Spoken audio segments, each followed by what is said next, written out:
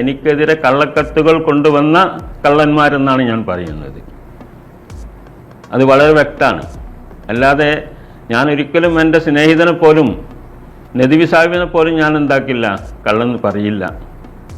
പിന്നെയല്ലേ മുഷാവറ അംഗങ്ങളായ തങ്ങളടക്കമുള്ളവരെ കള്ളൻ എന്ന് പറഞ്ഞ ഒരു പ്രചരണം. അതൊരിക്കലും എൻ്റെ ഭാഗത്തുണ്ടാവില്ല. അങ്ങനെ ഒരു ബുദ്ധിമോശമൊന്നും എനിക്കില്ല. അതൊന്ന് ക്ലിയർ ചെയ്യാൻ. ബഹുമാനപ്പെട്ട സമസ്ത കേരള ജമിയത്തുൽ ഉലമ കേരളത്തിലെ ആധികാരിക സുന്നി പണ്ഡിത സംഘടനയാണ്.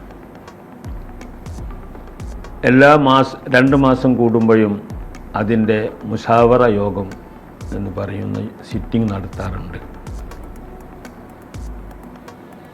ഇന്നലെ അതിൻ്റെ സിറ്റിംഗ് നടന്നു. ആ സിറ്റിംഗ് സംബന്ധമായിട്ട് കുറേ കാര്യങ്ങൾ ചർച്ച ചെയ്തു, തീരുമാനിച്ചു.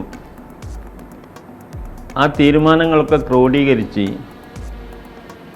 സാധാരണ പോലെ തന്നെ ഉത്തരവാദിത്തപ്പെട്ട പ്രസിഡൻറ്റോ സെക്രട്ടറിയാണ് ഇതിൻ്റെ കാര്യങ്ങൾ പുറത്തേക്ക് വിടാറുള്ളത്. അത് പ്രകാരം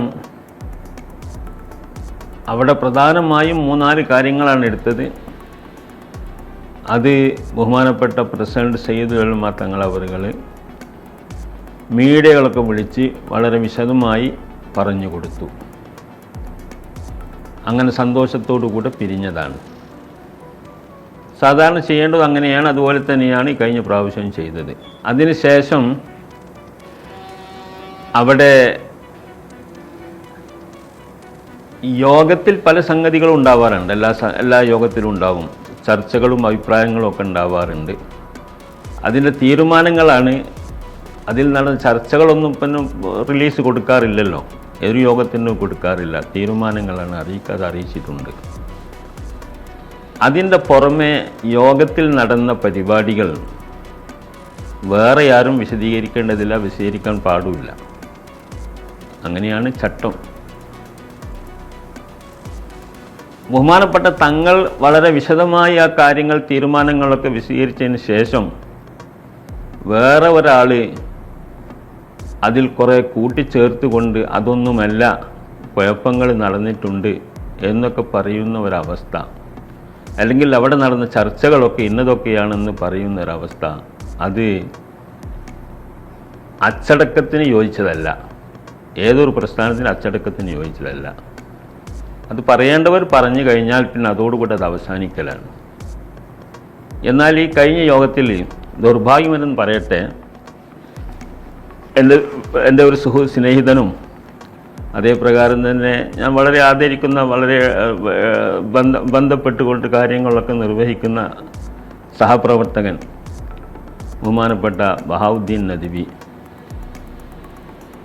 ചാനലുകാരോട് ചില സംഗതികൾ പറഞ്ഞു. അദ്ദേഹം ചെയ്യാൻ പാടില്ലാത്തതായിരുന്നു. അദ്ദേഹം വലിയ സ്ഥാനങ്ങളൊക്കെ വഹിക്കുന്ന ആളാണ്. അദ്ദേഹത്തിൻ്റെ സ്ഥാനത്തുള്ളത് യോജിച്ചതല്ല. ആ നിലക്കാണ് ഞാൻ ഇന്ന് നിങ്ങളുടെ മുമ്പിൽ ഈ വീഡിയോയുമായിട്ട് പ്രത്യക്ഷപ്പെടുന്നത്. അദ്ദേഹത്തിൻ്റെ വീഡിയോയിൽ കാര്യമായി പരാമർശിച്ചത് എന്നെ സംബന്ധിച്ചാണ്. അതുകൊണ്ട് യോഗത്തിൽ നടന്ന സംഗതിയുമായി ഞാനൊന്നും പറയേണ്ടതില്ല. അത് ഞാൻ യോഗം കഴിഞ്ഞ ഉടനെ തന്നെ ചാനലുകാർ എന്നോട് കണ്ടപ്പോൾ പറഞ്ഞിരുന്നു എന്തെങ്കിലും പറയാൻ. ഞാൻ പറഞ്ഞു, ബഹുമാനപ്പെട്ട തങ്ങൾ ആധികാരികമായി പറഞ്ഞതിന് ശേഷം പിന്നെ എനിക്കൊന്നും പറയാനില്ല എന്ന് ചാനലുകാരോട് തന്നെ ഞാൻ പറഞ്ഞതാ. അത് തന്നെയാണ് ഇപ്പോൾ എനിക്ക് പറയാനുള്ളത്. അതിൽ നടന്ന സംഭവങ്ങളെക്കുറിച്ച് പലതും ചർച്ചകൾ നടക്കും. അതിനെ സംബന്ധിച്ചൊന്നും പറയാൻ ഞാൻ തയ്യാറല്ല. എനിക്കതിൻ്റെ ആവശ്യവുമില്ല, അധികാരവുമില്ല. എന്നാൽ എന്നെ സംബന്ധിച്ച് എൻ്റെ സ്നേഹിതൻ പരാമർശിച്ച പരാമർശങ്ങൾ വീഡിയോകളിലൊക്കെ വളരെ മോശമായ നിലയിൽ സമസ്തക്ക് അപമാനമുണ്ടാക്കുന്ന രൂപത്തിലും ബഹുമാനപ്പെട്ട സയ്യിദുൽ ഉലമയെ അപമാനിക്കുന്ന രൂപത്തിലും ചട്ടങ്ങൾക്ക് വിരുദ്ധമായ നിലയിലും അദ്ദേഹം അതൊക്കെ വെളിപ്പെടുത്തി എന്നുള്ളത് വളരെ ഗുരുതരമായ ഒരു പ്രവർത്തനമാണ്. അത് സഹിക്കാനും പൊറുപ്പിക്കാനും പറ്റിയതല്ല. അതുകൊണ്ട് എന്നെ സംബന്ധിച്ച് പറഞ്ഞ കാര്യങ്ങൾ അത് എനിക്ക് കുറച്ച് ക്ലാരിഫിക്കേഷൻ തരേണ്ട ആവശ്യം എനിക്കുണ്ട് എന്ന് മനസ്സിലാക്കിക്കൊണ്ട് മാത്രമാണ്. യോഗത്തിൻ്റെ അകത്തുള്ള വിഷയത്തിനല്ല, പുറത്ത് അദ്ദേഹം പറഞ്ഞ സംഗതിയെക്കുറിച്ചാണ് ഞാൻ പരാമർശിക്കുന്നത്. പുറത്ത് അത് പറഞ്ഞപ്പോൾ ജനങ്ങളുടെ തെറ്റിദ്ധാരണ ഉണ്ടാക്കുന്ന പല കാര്യങ്ങളുണ്ട്. അത് തിരുത്താൻ വേണ്ടി കൂടിയാണ്, വേറൊരു ഉദ്ദേശം എനിക്കില്ല. അതിൽ അദ്ദേഹം പറഞ്ഞത്, എന്നെ സംബന്ധിച്ചിടത്തോളമുള്ള കുറേ കത്തുകൾ ഉണ്ട്. അനുകൂലമായ കത്തുണ്ട്, പ്രതികൂലമായ കത്തുണ്ട്. കാര്യമായ അജണ്ടകളൊക്കെ തീരുമാനിച്ചതിന് ശേഷം കത്തുകളുടെ ചർച്ചകളിലേക്ക് വന്നു. കുറേ കത്തുകൾ വായിച്ചു, അനുകൂലമുള്ളതും അല്ലാത്തതൊക്കെ വായിച്ചു. അതിനുശേഷം ബഹുമാനപ്പെട്ട പ്രസിഡന്റ് അവറുകൾ, തങ്ങളവറുകൾ സാധാരണ ഒരു മര്യാദ നിലയ്ക്ക് ഒരാളെക്കുറിച്ച് പരാമർശിക്കുമ്പം അദ്ദേഹത്തെ മുൻനിർത്തിക്കൊണ്ട് ചർച്ച ചെയ്യുന്ന ഒരു സുഖമല്ലല്ലോ എന്ന നിലയ്ക്ക് എന്നോടൊന്ന് ഈ അവസരത്തിൽ നിന്ന് മാറി നിൽക്കാൻ വേണ്ടി പറഞ്ഞു. എനിക്കതിന് അസാരസ്യമൊന്നും ഉണ്ടായില്ല. പക്ഷേ എനിക്ക് തോന്നി, ഈ കത്തുകളൊക്കെ എന്നെക്കുറിച്ച് മോശമായ കുറേ കത്തുകളുണ്ടല്ലോ, കുറേ കള്ളത്തരങ്ങളൊക്കെ അതിലുണ്ടായിരിക്കും, കുറ്റാരോപണങ്ങൾ, ഞാൻ ചെയ്യാത്ത ബന്ധപ്പെടാത്ത കാര്യങ്ങളൊക്കെ അതിലുണ്ടായിരിക്കുമെന്ന ബോധത്തോടു കൂടി തന്നെ ഞാൻ പറഞ്ഞു. അത് പറയുമ്പോൾ ഞാൻ കേട്ട് തെറ്റും ശരിയും വേർതിരിക്കാൻ ഞാനത് കേട്ടിരിക്കല്ലേ വേണ്ടത്. ഞാൻ നിങ്ങൾക്ക് ശല്യമൊന്നും ഉണ്ടാക്കാത്ത നിലയ്ക്ക് ഞാനത് കേട്ട് ഞാൻ മറുപടി തിരുത്തേണ്ടത് ഞാൻ തിരുത്താൻ ഞാൻ ഇവിടെ ഇരിക്കാം, അതല്ലേ ഭംഗി. എന്ന് മാത്രമല്ല, കഴിഞ്ഞ കാലങ്ങളിലൊക്കെ അങ്ങനെയാണല്ലോ നമ്മൾ ചെയ്തു പോന്നതും. മെമ്പർമാരിൽ ആരെങ്കിലും കുറിച്ച് ആരോപണമുണ്ടായിക്കഴിഞ്ഞാൽ അത് കേട്ട് ആ സദസ്സിൽ തന്നെ വെച്ച് അദ്ദേഹത്തിന് അതിനെന്തെങ്കിലും മറുപടി പറയാനുണ്ടെങ്കിൽ മറുപടി പറയലാണല്ലോ. അങ്ങനെയാണ് നമ്മളെ കീഴ്വഴക്കം. അങ്ങനെ നടന്ന ചില ഉദാഹരണങ്ങളൊക്കെ ഞാൻ പറഞ്ഞു കൊടുക്കുകയും ചെയ്തു. ഇത് കേട്ട സദസ്സ് അത് ശരിയാണല്ലോ, അദ്ദേഹം അവിടെ ഇരുന്നോട്ടെ എന്ന് സദസ്സിൽ പലരും പറഞ്ഞു. അപ്പം ബഹുമാനപ്പെട്ട തങ്ങളവറുകൾ, അധ്യക്ഷൻ തങ്ങളവറുകൾ പറഞ്ഞു, അങ്ങനെ നിങ്ങൾക്ക് എല്ലാവർക്കും അഭിപ്രായമാണ്, ഇരുന്നോട്ടെ എന്ന നിലയ്ക്ക് തന്നെയാണ് പറഞ്ഞത്. അങ്ങനെ ഞാൻ അവിടെ ഇരുന്നു. അങ്ങനെ കത്ത് എടുത്ത് വായിക്കാൻ തുടങ്ങിയപ്പോൾ എൻ്റെ സ്നേഹിതൻ നദ്വി ഉസ്താദ് പറഞ്ഞു, നിങ്ങളോട് അധ്യക്ഷൻ ഇറങ്ങിപ്പോവാൻ പറഞ്ഞിട്ടുണ്ടല്ലോ, അത് കേൾക്കലല്ലേ മര്യാദ എന്നോട് ചോദിച്ചു.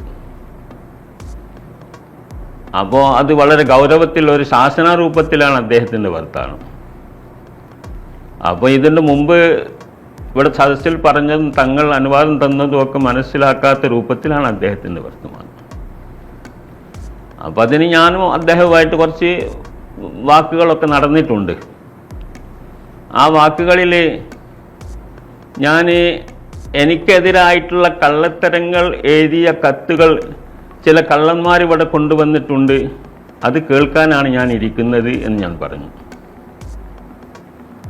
ആ പദം ഇദ്ദേഹം ചാനൽക്കാരോട് കള്ളന്മാരെന്ന് അദ്ദേഹത്തെയോ അല്ലെങ്കിൽ സദസ്സിനെയോ വിളിച്ചു എന്ന് പറഞ്ഞുകൊണ്ടാണ് പ്രചരിപ്പിച്ചത്. നിങ്ങൾക്ക് ഞാൻ പറഞ്ഞതെന്ന് മനസ്സിലായല്ലോ. എനിക്കെതിരെ കള്ളക്കത്തുകൾ കൊണ്ടുവന്ന കള്ളന്മാരെന്നാണ് ഞാൻ പറയുന്നത്. അത് വളരെ വ്യക്തമാണ്. അല്ലാതെ ഞാൻ ഒരിക്കലും എൻ്റെ സ്നേഹിതനെ പോലും, നദ്വി സാഹിബിനെ പോലും ഞാൻ എന്താക്കില്ല, കള്ളെന്ന് പറയില്ല. പിന്നെയല്ലേ മുഷാവറ അംഗങ്ങളായ തങ്ങളടക്കമുള്ളവരെ കള്ളൻ എന്ന് പറഞ്ഞ ഒരു പ്രചരണം, അതൊരിക്കലും എൻ്റെ ഭാഗത്തുണ്ടാവില്ല. അങ്ങനെ ഒരു ബുദ്ധിമോശമൊന്നും എനിക്കില്ല. അതൊന്ന് ക്ലിയർ ചെയ്യാനാണ്. പിന്നെ തങ്ങൾ ഇറങ്ങിപ്പോയി എന്നാണ് പറഞ്ഞത്. ഞാനും ആ കള്ളന്മാരിൽപ്പെട്ടവനല്ലേ എന്ന് പറഞ്ഞുകൊണ്ട് തങ്ങൾ ഇറങ്ങിപ്പോയി എന്നാണ് നദ്വി സാഹിബ് പറഞ്ഞത്. തങ്ങൾ പലപ്പോഴും ഇറങ്ങിപ്പോവാറും വരാറുമുണ്ട്. യോഗത്തിനിടയിൽ നേതാക്കളൊക്കെ അങ്ങനെയാണ്. മൂത്രമൊഴിക്കാൻ പോവും, അതുപോലെ ഭക്ഷണം കഴിക്കാൻ പോകും, നിസ്കരിക്കാൻ പോകും, അങ്ങനെയൊക്കെ പലരും അങ്ങോട്ടും ഇങ്ങോട്ടൊക്കെ ഇറങ്ങിപ്പോവാറുണ്ട്. അങ്ങനെ ഒരു പോക്ക് അദ്ദേഹം പോയിട്ടുണ്ട്. അദ്ദേഹം പോയിട്ട് വിട്ടുപോയിട്ടില്ല. ഭക്ഷണം കഴിക്കാൻ പോയതാണ്. അങ്ങനെ ഭക്ഷണം കഴിച്ചു. അദ്ദേഹം പിന്നീട് യോഗ നടപടികൾ അദ്ദേഹം ഇറങ്ങിപ്പോകുമ്പോൾ ഇതുകൂടെ പറഞ്ഞിട്ടുണ്ട്, ഇനി ഒരുപാട് കത്തുകൾ ഉണ്ടല്ലോ, ആ കത്തുകൾ എന്നെ സംബന്ധിച്ച് മാത്രമല്ല ഒരുപാട് കത്തുകൾ വേറെയുണ്ട്, അതൊക്കെ ചർച്ച ചെയ്യാൻ എനിക്ക് ഒരുപാട് സമയമാവും. ഇപ്പം തന്നെ 2 മണിൻ്റെ അടുത്തായിട്ടുണ്ട്. ഇവിടെയൊക്കെ ഷുഗർ രോഗമൊക്കെ ഉള്ള ആൾക്കാരാണ് ഇതിലുള്ളത്. അപ്പോൾ ഇന്ന് നമ്മൾ തീർക്കാൻ സാധിക്കില്ല എന്നുള്ള നിലയ്ക്ക് അദ്ദേഹം പറഞ്ഞതാണ്. അതുകൊണ്ട് നമുക്ക് പിന്നീട് അടുത്തൊരു ദിവസം തന്നെ ഒരാഴ്ചയോ 10 ദിവസമോ കഴിഞ്ഞിട്ട് നമുക്ക് കൂടാമെന്ന് പറഞ്ഞിട്ടാണ് അദ്ദേഹത്തിൻ്റെ പോക്ക്. അത് അദ്ദേഹം ഭക്ഷണം കഴിച്ചതിന് ശേഷം അദ്ദേഹം ചാനലുകാരൊക്കെ വിളിച്ചുകൂട്ടി ഇതിൻ്റെ റിലീസ് വളരെ വ്യക്തമായിട്ട് തീരുമാനങ്ങളൊക്കെ പറഞ്ഞു കൊടുത്തിട്ടുണ്ട്. ഇത് വാസ്തവമാണല്ലോ. ആ സംഗതി ഈ രൂപത്തിൽ അതൊക്കെ നല്ല നിലക്ക് അവസാനിച്ചു. നല്ല തീരുമാനങ്ങൾ 3-4 തീരുമാനങ്ങൾ എടുത്തു. അങ്ങനെ പിരിഞ്ഞ ഒരു യോഗത്തെ സംബന്ധിച്ചിടത്തോളം യോഗത്തിലെ ഒരു പ്രധാനപ്പെട്ട മെമ്പറായിരിക്കെ അദ്ദേഹം, എൻ്റെ സ്നേഹിതൻ, ഇങ്ങനെ ഒരു പരാമർശം നടത്തിയത് ഒരിക്കലും പാടില്ലാത്തതായിരുന്നു. അദ്ദേഹത്തിൻ്റെ സ്ഥാനത്തോടെ യോജിച്ചതുമല്ല. അത് തീർച്ചയായിട്ടും അടുത്ത മുഷാവറയിൽ തന്നെ അതൊരു വിഷയമാകുമെന്നാണ് ഞാൻ വിചാരിക്കുന്നത്. അതിന് ഈ അച്ചടക്ക ലംഘനത്തിന് വേണ്ട കാര്യങ്ങളൊക്കെ അടുത്ത യോഗത്തിൽ ഉണ്ടാകുമെന്ന് പ്രതീക്ഷിക്കുകയാണ്. എനിക്ക് അദ്ദേഹത്തോട് അത് പറഞ്ഞപ്പോൾ വിരോധമൊന്നുമില്ല. ഞാനൊരു സൗഹാർദ്ദ നിലക്ക് പറയാണ്, അദ്ദേഹം അത് പറയരുതായിരുന്നു എന്ന നിലയ്ക്ക് തന്നെയാണ്, എൻ്റെ സ്നേഹിതൻ എന്ന നിലയ്ക്കാണ് പറയുന്നത്. ഇത്രയും എനിക്കതിനെ സംബന്ധിച്ച് പറയാനുള്ളൂ.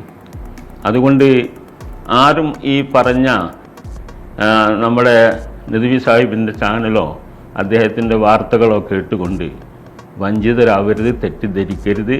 ബഹുമാനപ്പെട്ട സമസ്തക്ക് കരിവാരിത്തേക്കുന്ന ഒരു പ്രവൃത്തിയാണത്.